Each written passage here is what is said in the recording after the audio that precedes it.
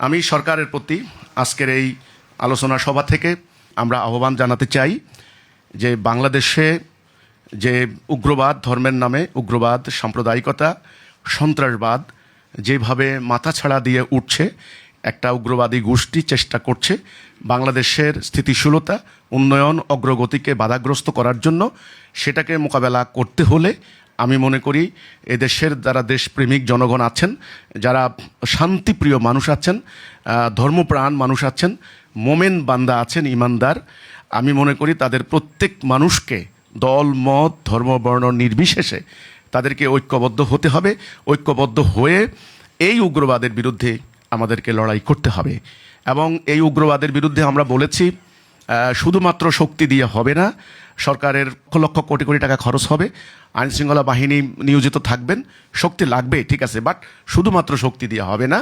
শক্তির পাশাপাশি একটা সঠিক আদর্শ লাগবে, একটা আদর্শিক বক্তব্য লাগবে, একটা কাউন্টার ন্যারেটিভ লাগবে, একটা কাউন্টার আইডিওলজি লাগবে।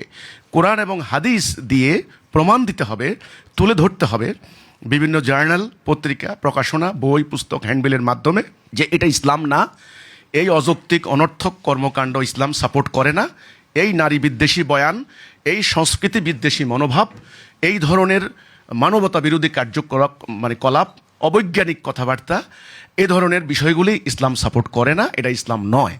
তাহলে ইসলামটা কি, প্রকৃত ইসলামটা কি, সেটা ধর্মপ্রাণ মানুষের সামনে তুলে ধরতে হবে।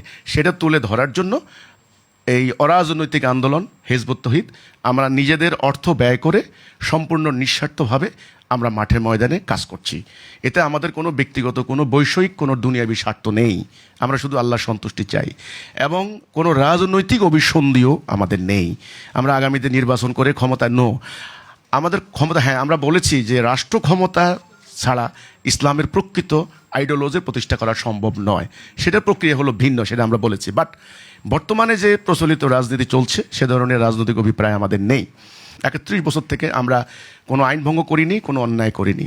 আজকে আমরা আক্রান্ত, আমাদের বাড়িঘর আক্রান্ত, আমাদেরকে প্রতিনিয়ত হুমকি দেওয়া হচ্ছে, মিথ্যা ফতোয়া দেওয়া হচ্ছে, বিভিন্ন মসজিদে জুমার দিনে আমাদের বিরুদ্ধে মিথ্যা বয়ান দেওয়া হচ্ছে, হ্যান্ডবিল রচনা করে সেখানে সাধারণ জনগণের মধ্যে জুমার দিনে মুসল্লিদের কাছে বিতরণ করা হচ্ছে।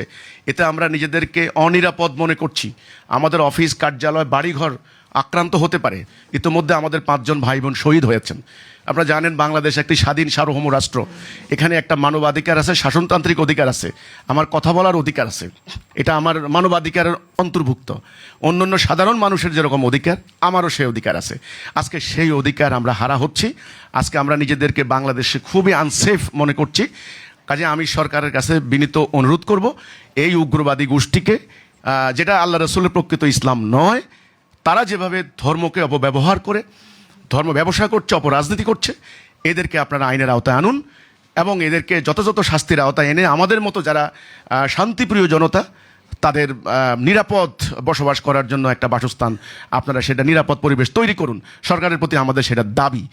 এবং আমরা হিজবুত তৌহিদ আন্দোলন নিঃস্বার্থভাবে জাতির কল্যাণে এই উগ্রবাদ মোকাবেলায় কিভাবে সঠিক আদর্শটা তুলে ধরা যায় আমরা সেটা নিয়ে কাজ করছি। আমি সকল মিডিয়া, সরকার সবাইকে আহ্বান করব, আসুন সম্মিলিতভাবে ধর্মের নামে চলা এই উগ্রবাদের বিরুদ্ধে আমরা একটা প্রতিরোধ আন্দোলন গড়ে তুলি।